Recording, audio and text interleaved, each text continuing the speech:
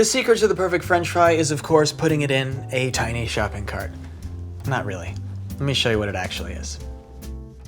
I'm peeling the potato. If you want a rustic French fry, you can skip this step.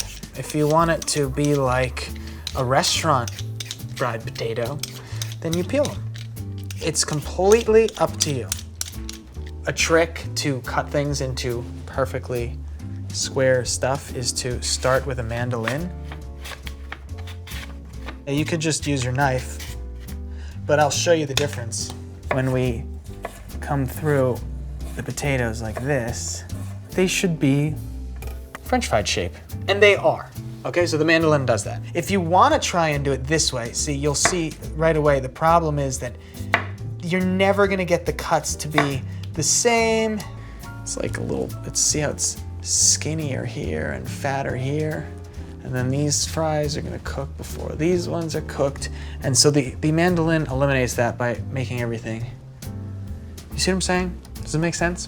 If you've got the mandolin, I think you should go in, allow it to create uniform slices from which you can make uniform French fries. Or as the French call them, pommes frites. This looks like a decent amount of French fries. So, start soaking them in water. Right away, you can see this sort of like milky white come out, and that's starch coming out of the potatoes. Now, the starch kind of prevents crispiness from happening.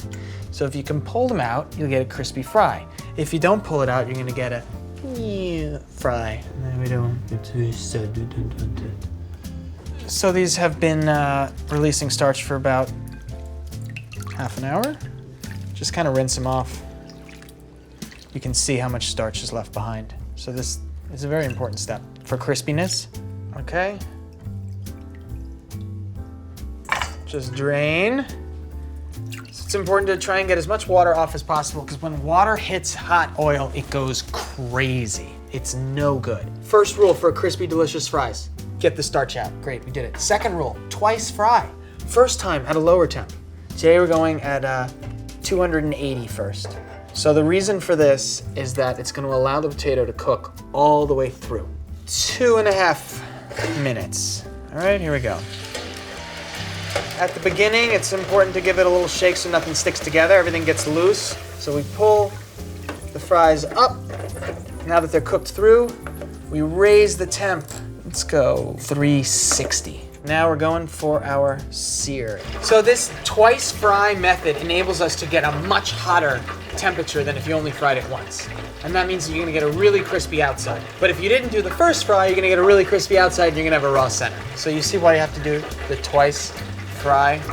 So you can give it a little shake and you can rock that right there. Salt. Hit it with salt. Oh, you don't get a fry out of the fryer faster than if you're frying the fries. And that's what happened right here.